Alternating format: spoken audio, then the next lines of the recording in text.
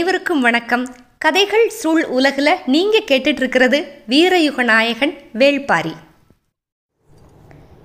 வீரயுக நாயகன் வேள்பாரி அத்தியாயம் 110.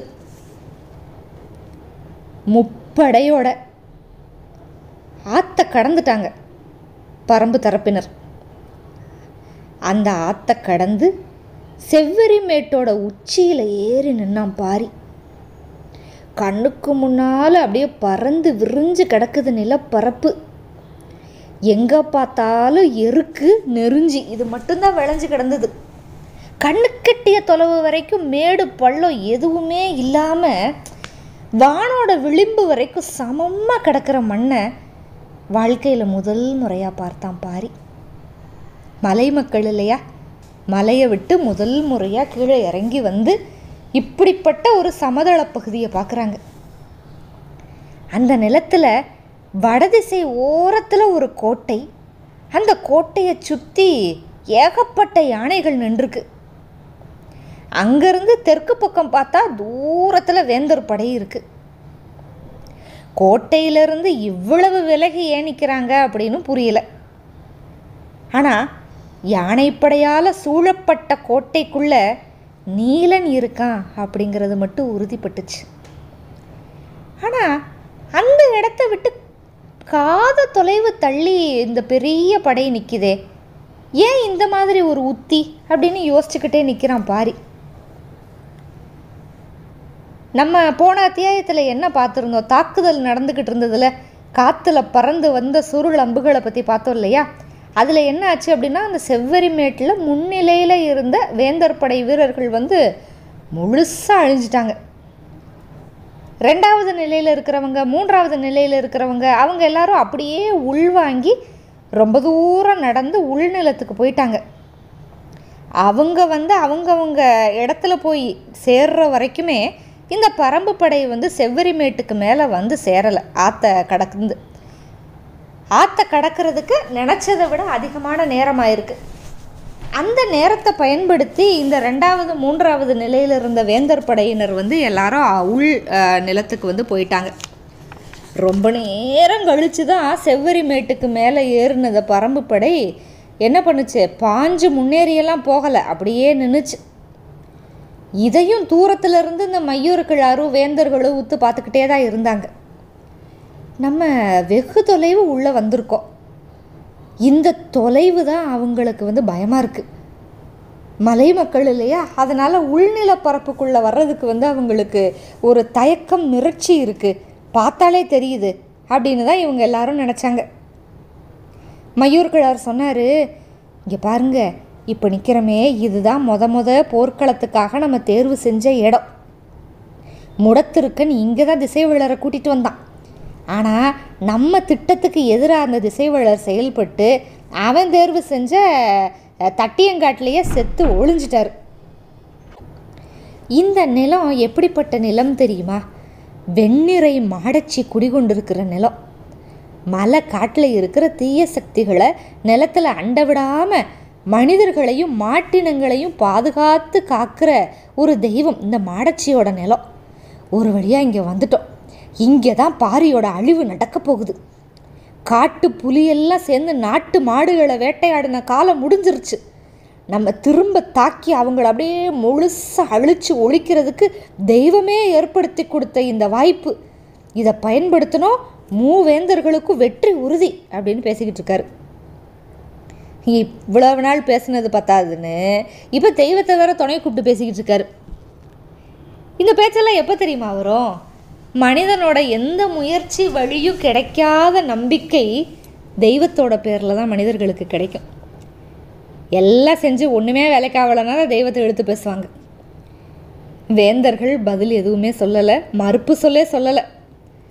சரி, மறுப்பு சொல்லலை, உடனே மையூர் கிழார் அவரோட திட்டத்தை சொல்ல ஆரம்பிச்சிட்டாரு.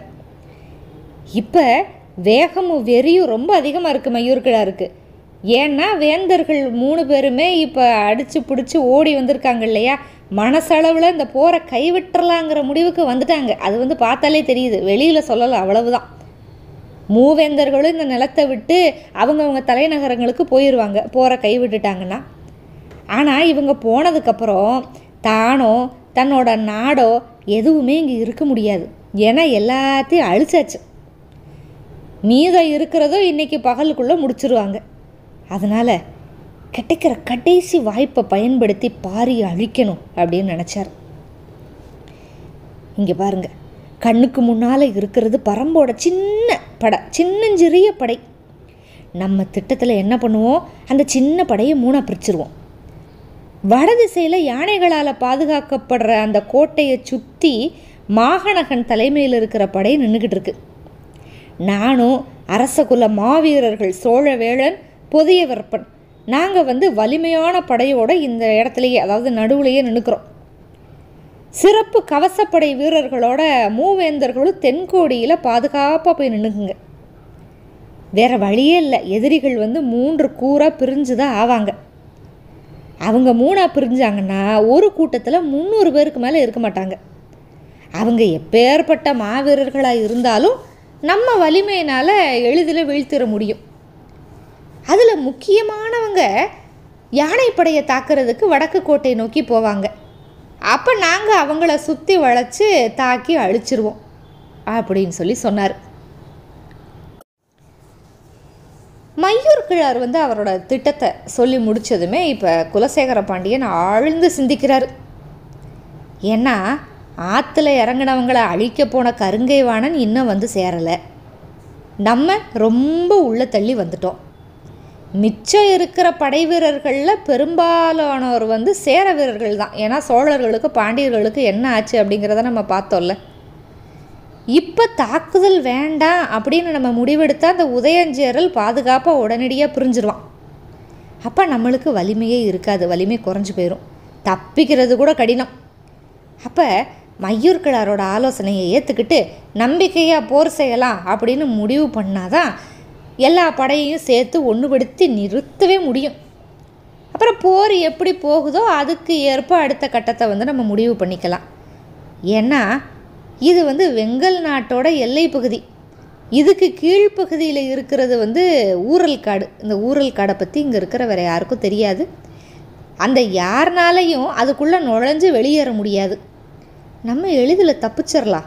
இப்படி எல்லாம் மனசில் நினச்சிக்கிட்டு மையூர் கிழாரோட திட்டத்துக்கு உடனடியாக அனுமதி கொடுத்துட்டாரு குலசேகர பாண்டியன். இந்த முடிவு மற்றவங்களுக்கு புரியலை. செங்கன சோழன் யோசிக்கிறாரு, என்ன குழப்பமாக இருக்கே, எவ்வளவு பெரிய பேரழிவு, இதுக்கு அப்புறமும் எதிர் நின்று தாக்குற ஒரு முடிவை ஏன் குலசேகர பாண்டியன் எடுக்கிறாரு அப்படிங்கிறது புரியலை. கோட்டைக்குள்ளே இருக்கிற நீலனை பேசாமல் வெட்டி வீச சொல்லிட்டு நம்ம பாதுகாப்பாக இந்த இடத்த விட்டு கிளம்பிடலாம் அப்படின்னு சொல்லி தான் நினச்சான் செங்கன சோழன். ஆனால் அதை சொல்கிற சூழ்நிலையில் இல்லை. இங்கே செங்கன சோழனோட தந்தை சோழவேளன் மையூர் கிழாரை விட ரொம்ப பெரிய சினத்தோட பிரிக்கப்பட்ட படைக்கு தலைமையேற்று போய்கிட்டு இருக்காரு. அவர் இந்த முடிவு சரி அப்படின்னு நினச்சி ஏற்கனவே அந்த முடிவில் ஒரு அங்கம் ஆயிட்டார். செங்கன சோழன் தான் குழப்பத்தில் இருக்கான். செங்கன சோழனுக்கு இருக்கிற அதே குழப்பம் உதயஞ்சேரலுக்கும் இருந்துச்சு. ஆனால் என்ன யோசிச்சான், சமவெளியில் நல்லா உள்ளே வந்துட்டோம், பாரி இவ்வளவு தொலைவு மலையை விட்டெல்லாம் விலகி வரமாட்டான், அதனால் படையை 3 பிரிக்கிறது சிறந்த உத்தி தான். அதே மாதிரி அந்த நீலன் இருக்கிற கோட்டை அது சுற்றி யானைகள் இருக்குல்ல, கிட்டத்தட்ட 300 யானைகள் பாதுகாத்துக்கிட்டு இருக்கு. அந்த 300 யானைகள் பாதுகாக்கிற அந்த கோட்டையை தாக்குறதுக்கு இவங்கெல்லாம் இப்போதைக்கு 4 யானையை தான் கொண்டு வந்திருக்காங்க. மீதி யானையெல்லாம் சேர்றதுக்குள்ளேயே போர் முடிஞ்சிடும் அப்படின்னு நினச்சான் உதயஞ்சேரல்.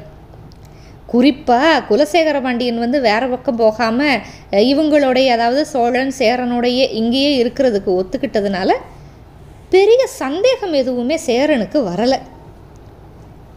கருங்கை வாணன் தான் இன்னும் வரலையே. அதனால் கருங்கை வாணன் சேர்ற வரைக்கும் மூவேந்தர்களோட கவசப்படையோட முன் தளபதியாக உசந்தனை நிப்பாட்டி வைக்கலாம் அப்படின்னு முடிவு பண்ணாங்க. ஏறக்குறைய தன்னோட வீரர்களை முற்றா இழந்து செங்கன சோழன் என்ன பண்ணுறான், சோழப்படை தளபதி உசந்தன் பக்கத்திலேயே இருக்கட்டும் அப்படின்னு நினச்சிக்கிட்டான். அதுதான் அவனுக்கு கொஞ்சம் ஆறுதலாக இருந்துச்சு இருக்கிற பெருங்குழப்பத்தில். இப்போ இப்படி பலவிதமாக யோசித்து யாரும் எதுவுமே சொல்லாததோட விளைவில் மையூர் என்ன திட்டம் போட்டாரோ அதே மாதிரி போதுமான இடைவெளியோட வேந்தர் படை 3 பிரிஞ்சுது. பெரிய எண்ணிக்கையில் வீரர்களோட புதிய விற்பன், சோழவேளன் இவங்களோட நடுவில் இருக்கிற படையில் நல்லா வீறு கொண்டு நிற்கிறாரு மையூர் கிழார். செவ்வரிமேட்டில் ஏறுச்சுல இந்த பரம்பு படை, இது எதுவுமே பண்ணலை, அங்கேயே தான் நின்றுச்சு. ஏன்னா முன்னேறி உள் நிலத்துக்கு போகிறதா அல்லது திரும்புகிறதா அப்படிங்கிற ஒரு குழப்பம். அதே நேரம் அவங்க வராமல் நம்ம போய் முன்னால் தாக்க வேணாம் அப்படிங்கிற முடிவில் தான் இருந்தார் மையூர் கிழாரும். அதனால் அவங்க அந்தந்த இடத்துலையே அப்படியே நின்றுக்கிட்டு இருக்காங்க. மேட்டு நிலத்தை ஏறினதுமே எதிரிகளை நோக்கி முன்னேறாமல் படையை அப்படியே நிப்பாட்டி இருந்தான் பாரி. இங்கேருந்து பார்க்குறாங்க, எதிரிகளோட படை மறுபடியும் பிரிஞ்சு விலகிறத பார்த்துக்கிட்டே இருக்கான். வடகோடியில் யானைப்படையால் சூழப்பட்ட கோட்டை, தென்கோடியில் கவசம் அணிஞ்ச குதிரை வீரர்கள் நிறைஞ்ச ஒரு சிறு படை. இது ரெண்டுக்கும் இடையில தனக்கு நேர் எதிராக ரொம்ப தூரத்தில் ஒரு பெரும் படை. காலாட்படை வீரர்களால் நிறைஞ்சு இருக்கிற அந்த படை, அங்கங்கே குதிரையில் கொஞ்சம் வீரர்கள். இந்த கவசங்களை வச்சு பார்த்தா அவங்கள தளபதிகள், வேந்தர்கள் யார் வேணாலும் இருக்கலாம் அப்படின்னு நினச்சான் பாரி. இடது பக்கம் ஆற்ற கடந்து 4 யானைகளோட தந்தமுத்தத்துக்காரவங்க வந்தாங்க. அவங்க இப்போ தான் ஆற்ற கடந்து வந்திருக்காங்க. அவங்களுக்கு கொஞ்சம் இடைவெளி தேவைப்பட்டுச்சு. அதுக்கான நேரத்தை கணிச்சுக்கிட்டே திட்டங்களை வகுத்துக்கிட்டு இருக்கான் பாரி. பரம்பு நிலத்தை விட்டு வெகு தொலைவு வந்திருக்கோம். நாகக்கரட்டுக்கு மேலே நின்று குறிப்பு சொன்னது மாதிரி இப்போ எதையுமே செய்ய முடியாது. நீலனை மீட்கிறதுக்கு இதுதான் இறுதி தாக்குதல். பரம்போட மிக வலிமையான வில் வீரர்கள்கிட்ட இப்போ ரொம்ப குறைவான அம்புகள் தான் இருக்குது. எதிரிகள் நம்மளை 3 பிரித்து எளிதாக தாக்கி அழிக்க நினைக்கிறாங்க அப்படின்னு நினச்சிட்டு பாரி சொன்னா, கோட்டைக்குள்ளே இருக்கிற நீலனை மீட்கிறது தான் பெரிய வேலை. தந்தமுத்தத்துக்காரவங்க தாக்குதல் தொடங்கின உடனே மின்னல் வேகத்தில் செயல்படணும். எல்லா வகையிலையும் நம்ம வலிமையான தாக்குதல் அங்கே நடக்கணும். அதனால் முடியன், உதிரன் நீங்கள் 2 பேரும் நல்ல திறன்மிக்க வீரர்களோட வடதிசைக்கு போங்க. விண்டன் சின்ன அளவில் கொஞ்சம் அளவில் குதிரை வீரர்களை கூட்டுக்கிட்டு தென்கோடியில் இருக்கிற கவசப்படையை தாக்கட்டும். காத தொலைவுக்கு அப்பால் ஆத்தோட கரையிலேருந்து வந்துக்கிட்டு இருக்கிற காலம்பன் விண்டனோட சேர்ந்துக்கிறட்டும். அது வரைக்கும் விண்டன் நிதானமாகவே தாக்குதல் நடத்தட்டும். நடுவில் இருக்கிற இந்த பெரிய படையை நான் பார்த்துக்கிறேன் அப்படின்னாரு பாரி. பாரியோட போர் உத்தியை கேட்டதுமே முடியனுக்கு அப்படியே அதிர்ச்சியாயிருச்சு. நடுவில் தான் எதிரிகளோட வலிமை மிகுந்த படை அணிவகுத்து நிற்கிது. அப்படி இருக்கிறப்ப எண்ணிக்கையில் மிக மிக குறைஞ்ச வீரர்களோட பரம்போட தலைவன் தனித்து போகிறது சரியில்லை அப்படின்னாரு முடியன். இப்போ முக்கியம் நீலனை மீட்கிறது. நீயும் உதிரனும் அந்த கோட்டையை தாக்கி முழு வேகத்தோடு முன்னேறுங்க. நடுவில் நிற்கிற இந்த பெரும் படை உங்களை நோக்கி வராமல் நான் பார்த்துக்கிறேன் அப்படின்னா. ஆனாலுமே முடியன், உதிரன், விண்டன் 3 பேருமே இதை ஏற்றுக்கலை. உதிரனும் விண்டனும் வயசில் சின்னவங்க, அவங்களால பாரியை மறுத்தெல்லாம் பேச முடியாது. ஆனால் முடியன் நல்லா பேச முடியும்ல. முடியன் மறுபடியும் சொல்கிறதுக்காக வாய் எடுக்கிறாரு. அங்கே பார் அப்படின்னா பாரி கை நீட்டினது வடதிசையை நோக்கி. எல்லாம் திரும்பி பார்க்குறாங்க. கொண்டு வந்த 4 யானைகள், தந்தமுத்தத்துக்காரவங்க கொண்டு வந்தாங்கல்ல, அந்த 4 யானைகளில் 3 யானைகளை முன்னங்கால்களை மண்டியிட வச்சு நிறுத்தினாங்க தந்தமுத்தத்துக்காரவங்க. ஒரு யானை ரொம்ப பின்னால் நின்றுக்கிட்டு இருந்துச்சு. வேலை தொடங்கிருச்சு, உடனே அந்த இடத்துக்கு போ அப்படின்னா பாரி. அதுக்கப்புறம் பேச இடமே இல்லை. அவங்களுக்கான வீரர்களோட முடியனும் உதிரனும் அந்த இடத்துக்கு போயிட்டாங்க. கோட்டையை சுற்றி 300 யானைகளை அணிவகுத்து நிப்பாட்டி இருக்கிற அல்லங்கீரன் அங்கேருந்து பார்க்குறான். என்னது இது, நீங்கள் 300 யானைகளை நிப்பாட்டி வச்சுருக்கோம், எதிரிகள் 3 யானைகளை மண்டியிட வச்சுக்கிட்டு இருக்காங்க. அல்லங்கீரனோட இந்த யானைப்படைக்கு பின்னால் தான் பெரும் தளபதி மாகணகன் அவனோட சிறப்பு வீரர்களோடு நின்றுக்கிட்டு இருக்கான். இந்த அல்லங்கீரன் எப்படின்னா சின்ன வயசுலேருந்தே யானை போரில் பயிற்சி பெற்ற இணையற்ற பெரு வீரன். யானைப்படையோட தளபதியாக நீண்ட காலம் இருந்தான். வயதானதுனால தான் அந்த பதவியிலிருந்து அவனை விலக்குனாங்க. ஆனாலும் யானைகள் மேலே இருந்த காதல்னால கட்டுத்தறியோட காவலை நான் பொறுப்பேற்று அந்த பணியை செஞ்சுட்டு வந்தான். அல்லங்கீரனுக்கும் யானைக்கும் இருக்கிற தொடர்பை நம்ம முதல் பாகத்தில் பார்த்துருக்கோம். எதிர்பார்க்காம இந்த தட்டியங்காட்டு போரோட கடைசி நிலையில் மூவேந்தர்களோட யானைப்படைக்கு அவனே தலைமை தாங்கிற நிலைமைக்கு வந்துருச்சு. வாழ்நாள் முழுக்க யானை போர்லேயே கழிச்ச அல்லங்கீரன் எதிர்பார்க்காம நம்மளுக்கு இப்படி ஒரு வாய்ப்பு கிடச்சிருச்சு, இந்த வாய்ப்பை சிறப்பாக பயன்படுத்தணும் அப்படின்னு நினச்சான். ஆனால் யோசிக்கிறான், இப்படியெல்லாம் நம்ம யோசிச்சுக்கிட்டு இருக்கோம், இங்கே என்னடானா போரிட வேண்டிய எதிரிகள் 3 யானையை கொண்டு ஏதோ மண்டியிட வச்சு ஏதோ சடங்கு நடத்திக்கிட்டு இருக்காங்க, சே என்னென்னு புரியலையே அப்படின்னு அழுத்துக்கிட்டான். போர் செய்யலாம் அப்படின்னு எதிர்பார்த்துக்கிட்டு இருந்தவன்.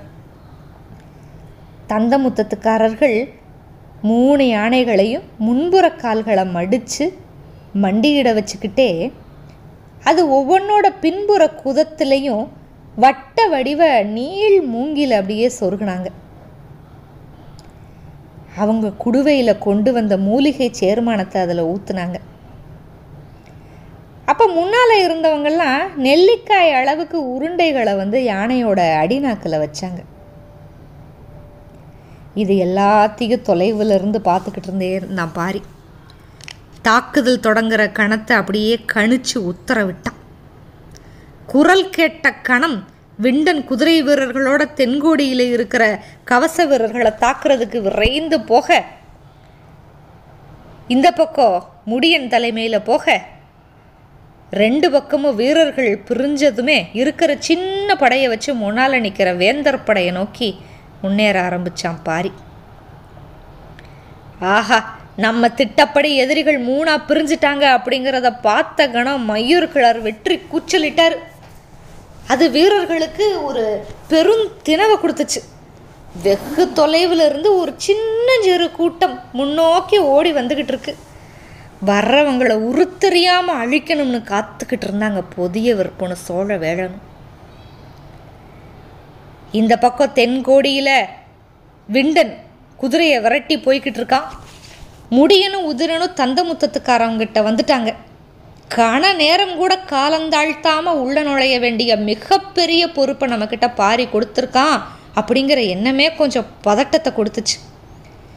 மிக மிக குறைந்த வீரர்களோட எதிரிகளோட பெரும் படையை தாக்க பாரி முன்னேறிக்கிட்டு இருக்கிறது பதட்டத்தை அதிகப்படுத்துச்சு. நீலனை மீட்கணும், உடனே வேகமாக போய் பாரியோட சேர்ந்துக்கணும் அப்படின்னு சொல்லி முடியன் துடிப்பேறி இருந்தான். இந்த தந்தமுத்தத்துக்காரவங்க இந்த யானைகளை என்ன பண்ணிக்கிட்டு இருந்தாங்கன்னு பார்த்தோம்ல, மூலிகை சாறு அதை முழுசாக ஊற்றுனதுமே அப்படியே மூங்கில உருவி எடுத்துட்டாங்க. மண்டியிட்ட முன்னங்கால்கள் அப்படியே மேலே எழுந்துச்சு. ஒவ்வொரு யானைக்கு பக்கத்துலேயும் அதோட ஒவ்வொரு காலோட பெருநகை கணுவை அப்படியே மிதிச்சுக்கிட்டே வாய்க்குள்ளே கையை விட்டு நாக்கை பிடிச்சிக்கிட்டு சரியான பொழுதுக்கு காத்துக்கிட்டே இருந்தாங்க. யார்? அந்தந்த யானையோட பாகன்கள். இந்த வேலையெல்லாம் யார் தெரியுமா செய்யணும்? அச்சம் அப்படிங்கிறது துளி கூட இல்லாதவன் மட்டும்தான் இந்த வேலையெல்லாம் செய்ய முடியும். ஏன்னா யானைக்கு மதம் பிடிக்க போகுது அப்படிங்கிறத ஓரளவுக்கு கணிச்சிருப்பீங்க இல்லையா? யானைக்கு மதம் பிடிச்சிச்சுன்னா காடு தாங்காது அப்படின்னு பொதுவாக சொல்லுவாங்க. ஆனால் இந்த மதத்திலேயே 3 வகை இருக்குது. குட்ட மதம், சரள மதம், உள்மதம்.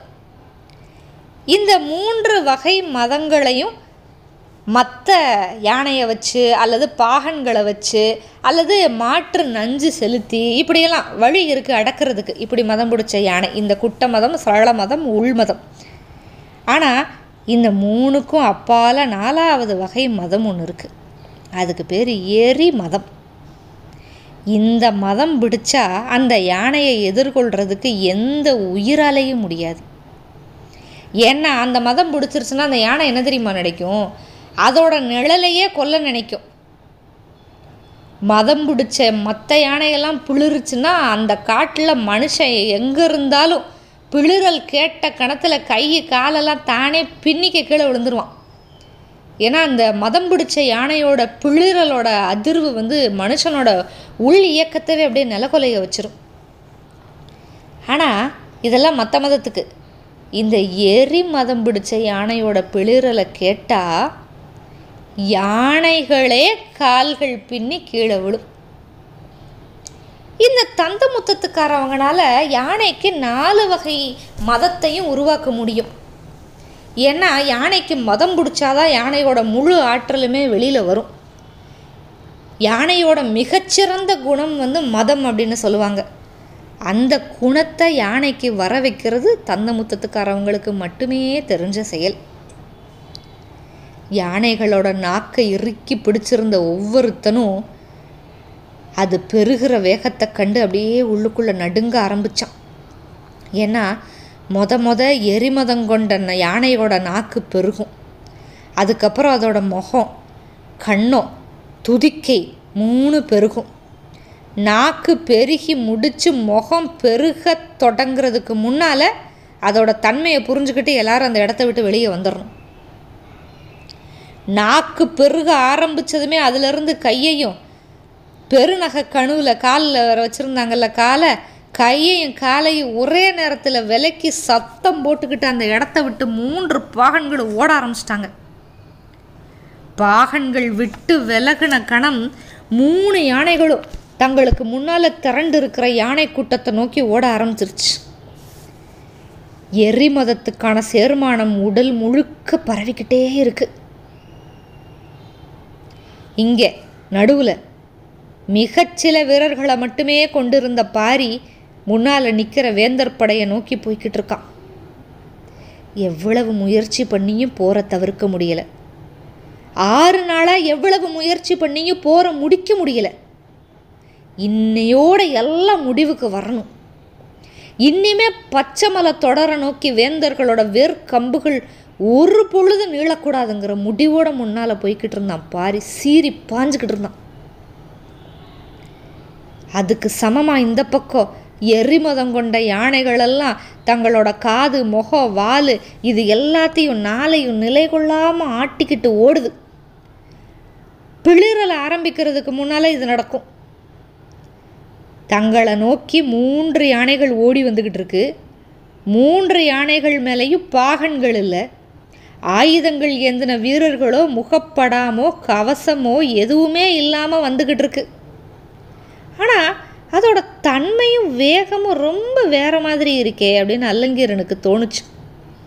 ஆனாலும் வெறும் 3 யானை என்ன செஞ்சிட போகுது அப்படிங்கிற எண்ணத்தில் வரட்டும் அப்படின்னு எதிர்நோக்கி காத்துக்கிட்டு இருந்தான். அதே மனநிலையோட இந்த பக்கம் மையூர்கிழார் அதே மனநிலையை தான் நின்றுக்கிட்டு இருக்காரு. 3 யானை வந்தால் வரட்டும் அப்படிங்கிற மாதிரி 3ஆ பிரிஞ்ச பரம்பு படையோட மிகச்சிறிய பகுதி மட்டும்தானே வருது. வர்ற படையில் குதிரைகளும் இல்லை, வில் வீரர்கள் கூட இருக்கிற மாதிரி தெரியல. எந்த நம்பிக்கையில் வந்துக்கிட்டு இருக்காங்களோ அப்படின்னு யோசிச்சுக்கிட்டு இருந்தார். வர்றது யாருன்னு தெரியலையே மையூர்கிழாருக்கு. இப்போ அந்த கோட்டையை நோக்கி தந்தத்துக்கு மேலே துதிக்கையை முறுக்கிக்கிட்டு இந்த யானைகள் ஓடி வந்துக்கிட்டு இருந்துச்சு அது வரைக்கும். இப்போ துதிக்கையை 2 பக்கமும் முழுசாக வீச ஆரம்பிச்சிருச்சு. தலையை மறுத்து ஆட்டி அதை விட வேகமாக காதுகளை ஆட்ட ஆரம்பிச்சிருச்சு. யானையை மனிதனால் விரைவாக நடக்க வைக்க மட்டும்தான் முடியும். ஒரு பொழுது ஓட வைக்க முடியாது யானையை. ஏன்னா யானை ஓட ஆரம்பிச்சிச்சு அப்படின்னா யானை மேலே தூசு கூட தங்காது. அப்புறம் எப்படி ஒரு மனுஷனால் மேலே உட்கார முடியும்? யானை ஓடுற நிலத்தில் அந்த புற்கள் மேலே புள்ளினம் உட்காராது. யானை ஓடுறத ஒரு மனிதன் பார்க்குறதே மிக மிக அரிது. மனிதன் பொதுவாக பார்த்தது எல்லாமே பாகன்கள் யானையை வேகமாக நடத்தி கூட்டிகிட்டு போவாங்க. போர்க்களத்துலேயும் அதே மாதிரி தான் இருக்கும். யாருமே யானையை ஓடவெல்லாம் வைக்க மாட்டாங்க, முடியாது. ஆனால் இப்போ இவங்க கண்ணுக்கு முன்னால் வந்துக்கிட்டு இருக்கிற யானைகள் வேகமாக நடந்து வருது. நிலமே அதிர வந்துக்கிட்டு இருக்கு. பெரும் பரப்பில் யானைகளோட ஓட்டத்தை தடவை பார்த்துக்கிட்டு இருக்காங்க. அதோட முதுகெலும்பு வளைவுகள் எம்பி இறங்கிக்கிட்டு இருக்கு. பார்த்துக்கிட்டே இருந்த அல்லங்கீரனுக்கும் அவங்களோட யானை மேலே இருக்கிற பாகன்களுக்கும் கண்கள் அப்படியே நடுக்கம் துளிர்க்க ஆரம்பிச்சிருச்சு. இங்கே இந்த பக்கம் பாரியை தொடர்ந்து ஒரு சிறு படை வந்துக்கிட்டு இருந்தாலும் அவனை சுற்றி ஓடி வந்த 5 பேர் பாரிக்கான ஆயுதங்களோடு ஓடி வந்தாங்க. பாரியால் முன்னால் நிற்கிற மொத்த படையும் அழித்து ஒழிக்க முடியும் அப்படின்னு பரம்பு வீரன் ஒவ்வொருத்தனுக்கும் தெரியும். ஆனாலும் எந்த ஆயுதத்தால் எந்த விதமான தாக்குதலை நடத்த போகிறான் அப்படின்னு பார்க்குறதுக்கு கூட ஓடி வர்ற வீரர்கள் அவ்வளவு ஆர்வமாக இருந்தாங்க. ஒருத்தன் மூவிலை வேலை பெருங்கட்டாக தூக்கிட்டு வந்துக்கிட்டு இருக்கான். இன்னொருத்தன் கண்டர கோடாரிகளை ஏந்தி வந்துக்கிட்டு இருக்கான். வாள் வகைகளையும் வில் அம்பு வகைகளையும் 2 பேர் எடுத்துகிட்டு வந்தாங்க. இவங்கெல்லாம் ஒன்றுக்கும் மேற்பட்ட ஆயுதங்களை எடுத்துகிட்டு வராங்க. ஆனால் இவங்க 4 பேரை விட பின்தங்கி 5ஆவதாக ஒருத்தன் வந்துக்கிட்டு இருந்தான். காரணம் அவன் தூக்கிட்டு வந்த ஆயுதம். அதுக்கு பேர் எருள் தடி. தடி வகையை சேர்ந்த ஒரு ஆயுதம்தான். அதோட தலையில் இரும்பு களிமண்ணை உருக்கி நல்ல உருளையாக வார்த்து எடுத்திருப்பாங்க. அந்த உருளையோட நடு பகுதியில் முளை விடுற விதை அளவுக்கு இரும்பில் செஞ்ச ஒரு மழு எம்பி இருக்கும். பொதுவாக தடி வகை ஆயுதம் எல்லாமே எப்படி இருக்கும்னா தாக்கி அழிக்கிற தன்மையோடு இருக்கும். ஆனால் இந்த எருள் தடியை தாக்குற ஆயுதம் கிடையாது, சிதைக்கிற ஆயுதம். பாறையோ பெரிய மரமோ எதா இருந்தாலும் சரி, எருள் தடியால் ஒரு அடி அடித்தா அப்படியே செதஞ்சு நொறுங்கிரும். அதே மாதிரி இணையற்ற வலிமை கொண்ட மாவீரர்கள் மட்டும்தான் இந்த ஆயுதங்களை கை கொள்ள முடியும். இப்படி இந்த ஆயுதங்களோடு இவங்க போய்கிட்டு இருக்காங்க. இங்கே கொஞ்சம் எட்டி பார்த்தா இந்த 3 யானைகளும் வேந்தரோட படைக்கு பக்கத்தில் போயிடுச்சு. எரி மதம் கண்ணை கட்டுது. கருவெளியை சுற்றி இருக்கிற வெண்மை மறைஞ்சு அப்படியே தேன் நிறம் ஆயிடுச்சு. தேன் நிறம் எரிய ஆரம்பிக்குது. உடம்புக்குள்ளே ஏதேதோ நடக்குது. கும்பத்தோட உச்சியில் இருக்கிற மயிர் கற்றைகள் அப்படியே தீ கொழுந்து மாதிரி மேலே எழுந்து வருது. பருத்து வீங்கின துதிக்கையை சொல்லட்டிக்கிட்டு தலையை ஒசத்தி பிளிர ஆரம்பிச்சிச்சு. 10 யானையோட பிளிரல் ஒரு மத யானையோட பிளிரலுக்கு சமம் கிடையாது. அதே மாதிரி 10 மத யானையோட பிளிரல் ஒரு எரிமத யானையோட பிளிரலுக்கு சமம் இல்லை. இப்போ ஏன் 3 யானை வந்திருக்குன்னு புரிஞ்சிருக்கும். காத்தெங்கும் பறக்கிற பறவைகள் கிடுகிடுத்தப்ப ஒன்னோட ஒன்று தொடர்ந்து 3 யானைகள் விட்டாமல் பிளிருது. நாள் இரவு இறங்கின இடிகளோட மொத்த ஓசையும் இன்னைக்கு ஒன்றா இறங்கிக்கிட்டு இருக்கு. எரிமத பிளிரலோட பேரோசை வேந்தர் படை யானைகளோட அப்படியே உள் நரம்புகளை அதிர பண்ணுது. இந்த பக்கம் படைக்கு பக்கத்தில் வந்ததும் பாரி ஆயுதத்தை வாங்கிறதுக்கு பின்னால் வந்துக்கிட்டு இருக்கிறவனை நோக்கி கையை நீட்டினான். ஒருத்தன் மூவிலை வேல், இன்னொருத்தன் கண்டர கோடாரி கொடுக்கறதுக்கு வர்றாங்க. ஆனால் அது எல்லாத்தையும் மறுத்து இறுதியாக வந்துக்கிட்டு இருந்த வெட்ட இருந்து எருள் தடியை வாங்கினா பாரி. வேந்தர் படையோட நடுவில் இருந்தார் இல்லையா மையூர் கிழார். காது தூரத்துக்கு அப்பால் இருக்கிற யானைப்படையோட பிளிரல் ஓசை இதுக்கு முன்னால் கேட்கவே இல்லையே இந்த அளவுக்கு அப்படின்னு நடுக்கத்தோடு இப்படி பார்த்துட்டு திரும்பினா, யானையோட தும்பிக்கையில் அடித்து வீசினா எப்படி இருக்கும் வீரர்களை, அந்த மாதிரி தன்னோட படையோட முன்கள வீரர்கள் 4 புறமும் வீசப்பட்டுக்கிட்டு இருக்காங்கங்கிறது புரிஞ்சது மையூர் கிழாருக்கு. எரிமத யானைகள் பக்கத்தில் வர்றப்ப வேந்தர் படை யானைகள் என்ன பண்ணுச்சு, மேலே இருந்த பாகன்களையும் வீரர்களையும் வீசி அடிச்சுட்டு வெறி பிடிச்சி ஓடுது. எந்த ஒரு உயிரினமும் தன்னோட உயிர் காக்கிற செயலை உச்ச ஆற்றலை தான் நிகழ்த்தும். செதறின படையில் ஒன்னோட ஒன்று அப்படியே சரிச்சுக்கிட்டு மேலே ஏறி ஓடுது யானையெல்லாம். யானைகளே சரிஞ்சு விழுகிறப்ப மனிதர்களால் என்ன பண்ண முடியும்? அல்லங்கீரன் எந்த கணத்தில் தூக்கி வீசப்பட்டான்னு தெரியல. மிதிப்பட்டு நசுங்கினப்ப அவனோட ஒரு கண்ணே அப்படியே வெளியில் வந்து உருண்டு ஓடிக்கிட்டு இருந்துச்சு. கட்டுத்தறிக்கு பழக்கின யானைகள் வந்து என்றைக்குமே காட்டு யானை முன்னாலையெல்லாம் நிற்க முடியாது. வந்திருக்கிறது காட்டு யானை மட்டும் கூட இல்லை, எரிமதம் பிடிச்ச யானைகள். இதோட பிளிரல்கள் வந்து மற்ற யானைகளோட நினைவு புலனில் இருக்கிற ஆதி அச்சத்தை விடாமல் கிளறும். அந்த ஓசையை கன நேரம் கூட இந்த கட்டுத்தறியில் இருக்கிற யானைகள்னால கேட்க முடியாது. ஆனால் இந்த எரிமத யானைகள் விடாமல் பிளிரும். 1000 வீரமுண்டா வாத்தியங்களை ஒன்றா எசைச்சாலுமே இந்த பிளிரல் ஓசைக்கு முன்னால் அப்படியே அது அந்த சத்தம் சிறுத்து ஒடுங்கி போயிடுமா, அப்படி ஒரு சத்தம். இந்த பக்கம் 3 யானைகள் எரிமதம் பிடிச்சி தாக்கிக்கிட்டு இருக்க, அந்த பக்கம் வேந்தர் படையை தாக்கி முன்னேறிக்கிட்டு இருக்கிற பாரி உண்மத்தை ஏறின யானையோட தாக்குதலோட வலிமையாக இருந்துச்சு. ஒரு யானை மிதிச்சா எப்படி உருத்தெரியாமல் ஆவாங்களோ அந்த மாதிரி இருள் தேடியால் தாக்கப்பட்டவங்க ஆயிக்கிட்டு இருந்தாங்க. அடி வாங்கின வேகத்தில் தூக்கி வீசப்பட்டவனை தாண்டி அவனோட தசைகள் போய் விழுந்துச்சு. அதை பார்த்து மற்ற வீரர்கள் மிரண்டு ஓட ஆரம்பிச்சிட்டாங்க. இந்த பிளிரலோட முன்னால் வருதில் எரிமத யானைகள் இதோட வேகத்தை பார்த்து மற்ற யானைகள்னால ஓட முடியாது. விரட்டிட்டு வந்த வேகத்தில் முன்னால் போன யானை உன்னோட பின்னங்கால் சப்பையில் அடிச்சிச்சு. அடி வாங்கின கணம் கமுக்கட்டை உடஞ்சி கீழே விழுந்துச்சு. அந்த யானை விழுந்த யானையோட காலை பிடிச்சி தூக்கி சுத்துச்சு வந்த எரிமத யானையில் ஒன்று. கண்ணுக்கு அப்பால் தூக்கி வீசப்படுற வீரர்களை பார்த்து புதியவர் போன சோழ வேளனும் நட்டிங்க போயிட்டாங்க. என்ன நடக்குதுன்னு கண்டுபிடிக்கிறதுக்காக மையூர் கிழார் தான் கொஞ்சம் முன்னால் வந்தார். சிதையிற வீரர்களுக்கு நம்பிக்கை ஊட்டுற சொற்களை சொல்லிக்கிட்டே வந்தவர் முன்னால் இருக்கிற காட்சியை பார்த்து உறைஞ்சு நின்றுட்டார். எருள் தடியை சுழற்றிக்கிட்டு முன்னேறினவன் பரம்போட தலைவன் பாரி.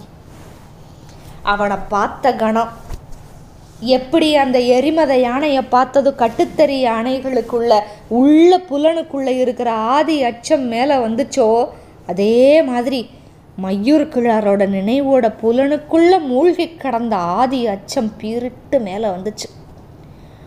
உள் நரம்புகள் அதிர ஆரம்பிச்சிருச்சு. கைகளால் நடுக்கத்தை மீறி ஆயுதத்தை இறுக்கி பிடிக்க முடியல. உள் இயக்கம் நில கொலைஞ்சிக்கிட்டு இருக்கு. தட்டியங்காட்டில் எத்தனையோ முறை பரம்பு தளபதிகள் கிட்ட இருந்து தப்பிச்சு பொழைச்சவன் பாரியோட முன்னால் நின்றுக்கிட்டு இருக்கான். அவனை பார்த்த வேகத்தில் 4 எட்டு முன்னோக்கி பாஞ்சான் பாரி. பாயிற வேகத்தில் இருள்தடி காற்றை கிழிச்சு முன்னால் நகர்ந்துக்கிட்டு இருக்கு. இந்த பக்கம் இந்த எரிமதம் பிடிச்ச யானை இன்னொரு ஆணையை தூக்கி வீசிச்சுல, ஆட்டுக்குட்டியை தூக்கி வீசின மாதிரி யானை ஒன்று தூக்கி வீசப்படுறத அங்கேருந்து தென்கோடியில் இருக்கிற வேந்தர்கள் பார்த்துட்டாங்க. அந்த ஒரே ஒரு காட்சி அவங்களுக்கு என்ன சொல்லணுமோ அது எல்லாத்தையும் சொல்லிருச்சு. கோட்டையை சுற்றி நிப்பாட்டி வச்சிருக்கிற 300 யானைகளும் சிதைக்கப்பட்ட புத்திலிருந்து வெளியேற கரையான்களை மாதிரி ஓடிக்கிட்டு இருக்கு. குலசேகர பாண்டியன் 2வது திட்டத்துக்கு ஆயத்தமாக ஆரம்பிச்சிட்டான். ஊரல் காட்டை நோக்கி வந்துரு அப்படின்னு மகனுக்கு செய்தியை சொல்கிறதுக்கு 3 வீரர்களை மையப்படையை நோக்கி அனுப்பிட்டான் தப்பிச்சு போகிறதுக்காக. வடகோடியில் நின்றுக்கிட்டு இருந்த வேந்தர் படையை தாக்க விண்டனை அனுப்புனாங்கல்ல, அவன் கடுமையான தாக்குதல் தான் நடத்தினான். ஆனால் முன்னால் நின்ன கவசப்படை வீரர்கள் மேலே தன்னோட சின்ன படையினால் பெரிய பாதிப்பெல்லாம் உருவாக்க முடியலை. ஆனாலும் காலம்பன் வர்ற வரைக்கும் கொஞ்சம் நிறுத்தி நிதானமாக தான் தாக்குதல் தொடுக்க சொல்லியிருந்தான் பாரி. அதுக்கு ஏற்ப தாக்குதல் தொடுத்துக்கிட்டே இருந்தான்.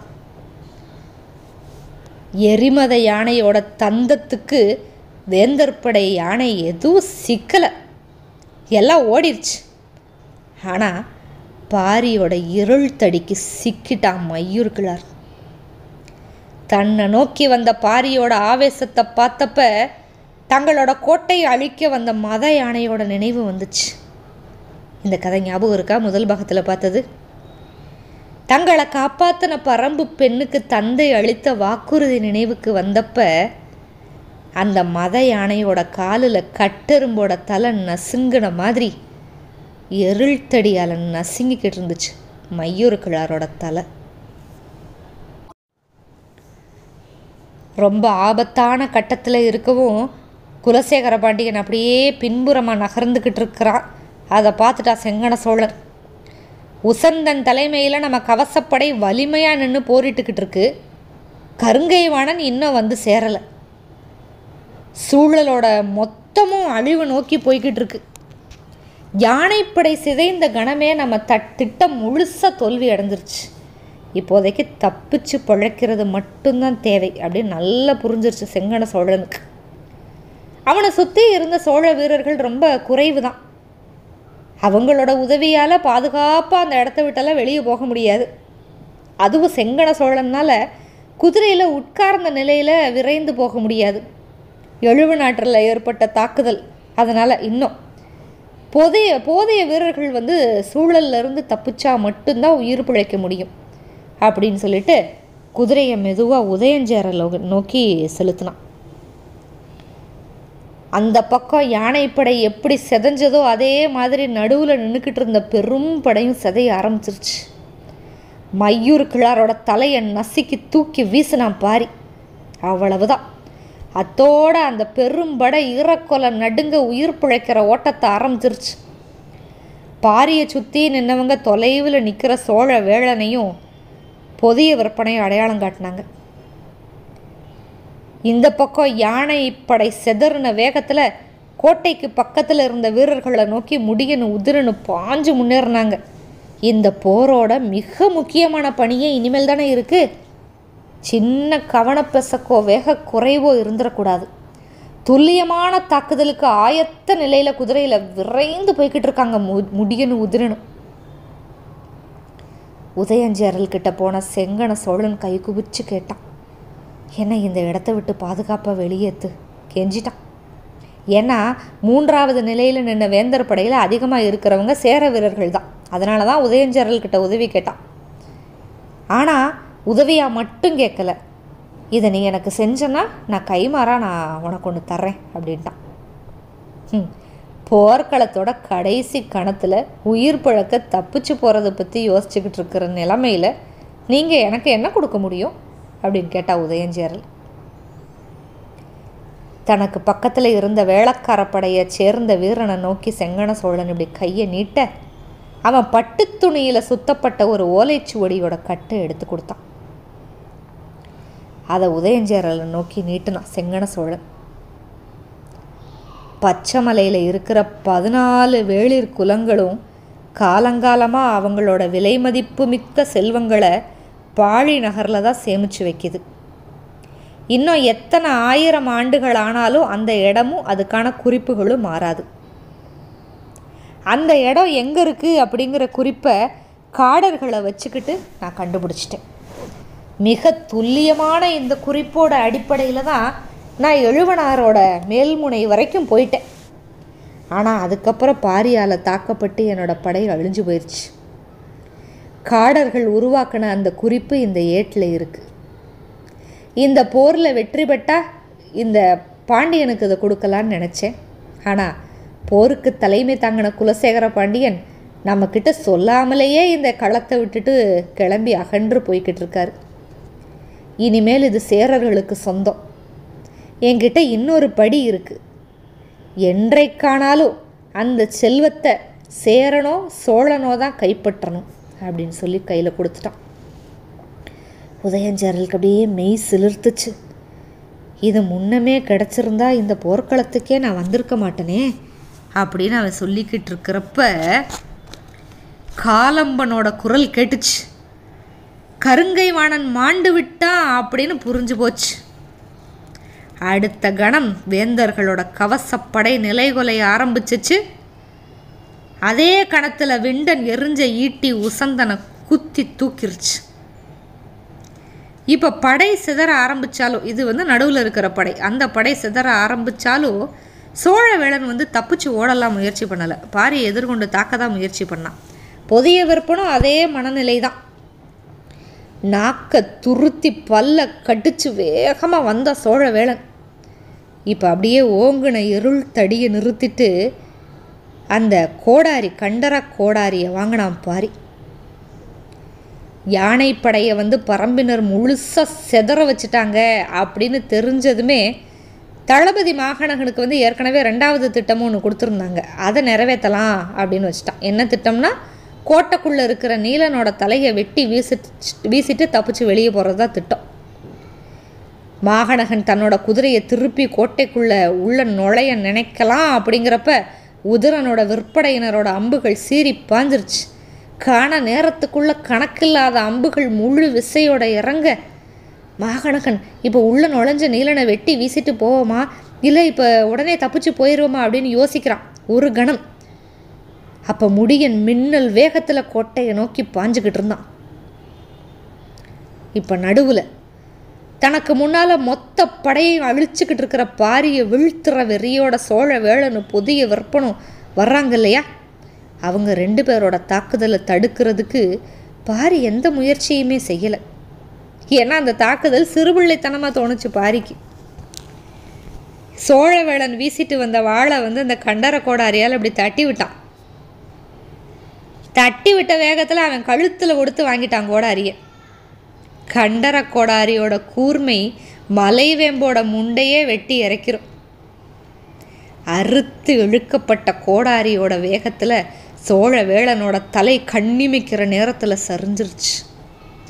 தான் குதிரைக்கு முன்னால் உருண்டு வர்ற சோழவேளனோட தலையை பார்த்து புதிய விற்பன் மிரண்டு நம்ம என்ன செய்யலாம் அப்படின்னு சிந்தித்த கணத்தில் அவன் நெஞ்சுக்குழிக்குள்ளே இறங்குச்சு கண்டர கோடாரியோட கைப்பிடி முனை. இந்த பக்கம் கோட்டை பக்கம் வெளியில் நின்று போரிட்டுக்கிட்டு இருக்கிற ஒரு வீரன் கூட கோட்டைக்குள்ளே உள்ள நுழையக்கூடாதுங்கிறதுல தீவிரமாக இருந்தான் உதிரன். அவன் வீசின அம்புகள் கோட்டை வாயிலுக்கு பக்கத்தில் ஒருத்தரையும் நிலகுலைய செய்யலை, நிலை கொள்ள செய்யலை. அதனையும் மீறி மாகணகன் வந்து உள்ள நுழைய முயற்சி பண்ணுறான். குதிரையில் பாஞ்சு வந்துக்கிட்டு இருந்த முடியனோட கண்கள் கோட்டை வாசலில் தான் நிலைகுத்தி இருந்துச்சு. மாகணகன் கோட்டைக்குள்ளே நுழையிற கணத்தில் அவனோட கவசத்தை தொலைச்சிக்கிட்டு உள்ள நுழைஞ்சிச்சு முடியனோட ஈட்டி. வேந்தர்களோட கடைசி முயற்சியை பரம்போட குடி முடியன் குத்தி சாச்சிட்டான். இந்த பக்கம் வேந்தர்கள் பக்கம் காலம்பன் பெரும் உருமலோடு வந்து கவசப்படையை தாக்க முயற்சி பண்ணுறப்ப வேந்தர்கள் 3 பேரும் வெளியேறிட்டாங்க. முடியன் முழு வேகத்தோட உள்ள நுழையிற வரைக்கும் அவன் பின்னால் இருக்கிற உதிரனோட படை இடைவிடாமல் அம்புகளை பாய்ச்சிக்கிட்டே இருக்கு. நடுவில் நின்ன படை முழுசாக செதறி ஓடிக்கிட்டு இருக்கிறப்ப முடியன் மட்டும் கோட்டைக்குள்ளே நுழைஞ்சிட்டான். நுழைஞ்ச கணம் ஒரு சீழ்கை சத்தம் எங்கே பார்த்தாலும் எதிரொலிக்குது. பாரியும் காலம்பனும் விண்டனும் அவங்கவங்க எதிர்த்து நிற்கிற வீரர்கள் யாருமே இல்லாத களத்திலிருந்து சீழ்கை சத்தம் கேட்ட கோட்டையை நோக்கி வர ஆரம்பிச்சிட்டாங்க. எல்லாரும் அவங்கவுங்க இடத்துல அந்த போரை முடிச்சிட்டாங்க. இதே சீழ்கை சத்தத்துக்காக காத்துக்கிட்டு இருந்த தந்தமுத்தத்துக்காரங்கள் 3 யானையை தானே அனுப்புனாங்க. ஒரு யானையை தனியாக அனுப்பாட்டி வச்சுருந்தாங்கல்ல, அந்த யானையை கோட்டையை நோக்கி கூட்டிகிட்டு போனாங்க. பகலோட 15வது நாழிகை இப்போ. கதிரவனோட வெப்ப கதிர் நிலமெங்கும் ஒளி வீசிக்கிட்டு இருக்கு.